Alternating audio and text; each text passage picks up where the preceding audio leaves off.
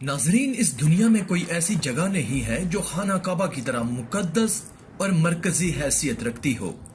करोड़ों मुसलमान इस मकाम को अपना किबला तस्लीम करते हुए इसकी जानब रुख करके 5 वक्त की नमाज अदा करते हैं।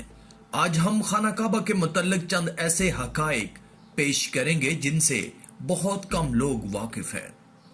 जो भी अल्लाह और उसके नबी हजरत मोहम्मद सल्लल्लाहु अलैहि वसल्लम से मोहब्बत करता है वो इस वीडियो को पूरा देखे। इंशाअल्लाह बहुत कुछ नया जानने को मिलेगा।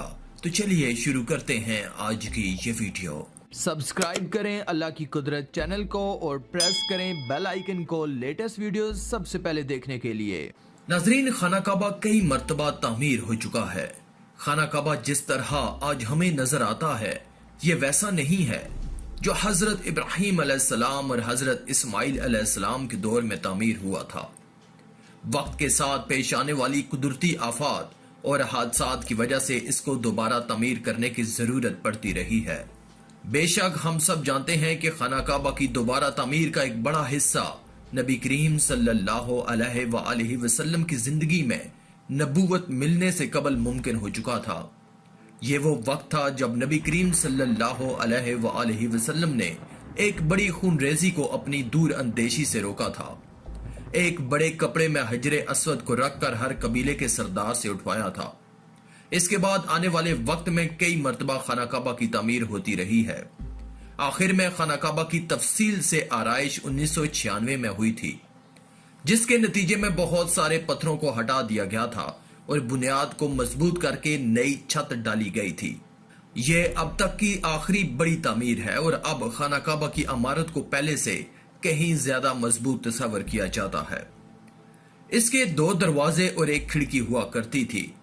दोबारा तामीर किए जाने से कबल खाना काबा का एक दरवाजा अंदर दाखिल होने के लिए और एक बाहर जाने के लिए इस्तेमाल होता था। एक जमाने तक खाना काबा में एक खिड़की हुआ करती थी। खाना काबा की जो शक्ल आज मौजूद है उसमें सिर्फ दरवाजा है, खिड़की नहीं। हम लोगों ने खाना काबा को हमेशा काले रंग की कस्वा और सोने के धागों में देखने की ऐसी आदत हो चुकी है कि हम इसको किसी और रंग में तस्वर भी नहीं कर सकते। यह रवायत अब्बासिद यानी जिनके घर का रंग काला था उनके दौर से चली आ रही है, और लेकिन इससे कबल खाना काबा मुख्तलिफ रंग के गुलाफ से ढका रहता था। इन रंगों में हरा, लाल और सफेद रंग शामिल हैं।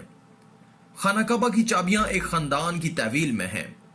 फतह मक्का के वक्त नबी करीम सल्लल्लाहु अलैहि वसल्लम को खाना काबा की चाबियां दी गईं, लेकिन बजाय इसके कि आप सल्लल्लाहु अलैहि वसल्लम ये चाबियां अपने पास रखते, आपने ये चाबियां बनी शाइबा खानदान के उस्मान बिन तलहा को वापस कर दी।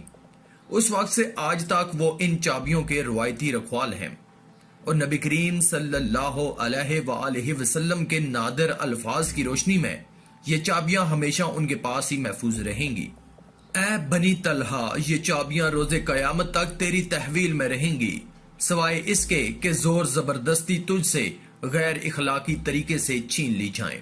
नाजरीन, पहले खाना काबा हफ्ता में 2 मरतबा आवाम के लिए खुला होता था और कोई भी खाना काबा के अंदर दाखिल होकर इबादत कर सकता था, लेकिन मौजूदा जमाने में ज़ाहिरीन की तादाद ज्यादा होने और दूसरी वजूहात की बिना पर खाना काबा को अब साल में सिर्फ 2 मरतबा खोला जाता है और इसमें आला शख्सियात और खास मेहमान ही सिर्फ दाखिल हो सकते हैं।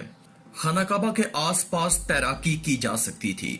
खाना काबा के वादी के निचले हिस्से में होने की वजह से दीगर मसाइल में से एक मसला ये था कि जब बारिश हुआ करती थी तो वादी में सैलाब आ जाता था। ये मक्का जैसे शहर के लिए कोई अनोखी बात नहीं थी, लेकिन ये बात दूसरे मसाइल की वजह बनती थी। इस वक्त यहाँ सैलाब की रोकथाम और निकासी आब का निजाम मौजूद नहीं था। बारिश के आखिरी दिनों में खाना काबा पानी में आधा डूबा रहता था, लेकिन क्या इस वजह से तवाफ काबा रुका? हरगिज नहीं। मुसलमानों ने काबा के इर्द गिर्द तैराकी करके तवाफ शुरू कर दिया। खाना काबा के बिल्कुल ऊपर जन्नत में एक और खाना काबा मौजूद है। इसका जिक्र कुरान पाक में भी आया है और नबी पाक सल्लल्लाहु अलैहि वसल्लम ने भी इस बात की निशानदेही की है। अल्लाह के नबी सल्लल्लाहु अलैहि वसल्लम ने माराज का वाकया सुनाते हुए फरमाया, جب مجھے بیت المعمور یعنی اللہ کا گھر دکھایا گیا تو میں نے حضرت جبرائیل علیہ السلام سے پوچھا. انہوں نے جواب دیا کہ یہ بیت المعمور ہے جہاں 70,000 فرشتے روزانہ اللہ کی عبادت کرتے ہیں، اور جب وہ یہاں سے جاتے ہیں تو واپس نہیں آ پاتے، ہمیشہ نیا دستہ آتا ہے. کیا آپ نے کبھی اس بات پر غور کیا ہے کہ حجر اسود چاندی کے سانچے میں کیوں گھرا رہتا ہے؟ کچھ ساحرین کے مطابق حجر اسود بحرین سے تعلق رکھنے والے اسماعیلی گروپ ککماٹینز کے ہاتھوں ٹوٹ گیا تھا. ان لوگوں کا یہ خیال تھا کہ حج مبارک ایک توہین پرستی کا عمل ہے. اپنی بات کو سچ ثابت کرنے کے لیے ان لوگوں نے 10,000 حجاج کو مار کر اس کی باقیات کو آب زمزم کے کنووں میں پھینک دیا تھا. یہ غیر انسانی عمل کافی نہیں ہے. یہ شیطان حجر اسود کو عرب کے مشرق میں لے گئے اور پھر عراق کے شہر کوفہ لے گئے، جہاں اس کے عوض تاوان وصول کیا جب ان کو مجبور کیا گیا.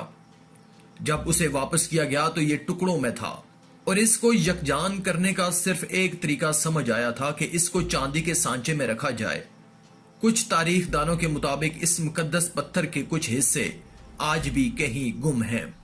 خانہ کعبہ مکعب کی شکل کا نہیں ہے.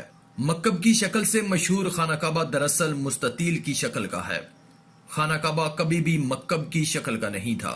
اس کی اصل زاویے کے مطابق یہ ایک آدھا گول حصہ ہے جس کو حجر اسماعیل کہا جاتا ہے.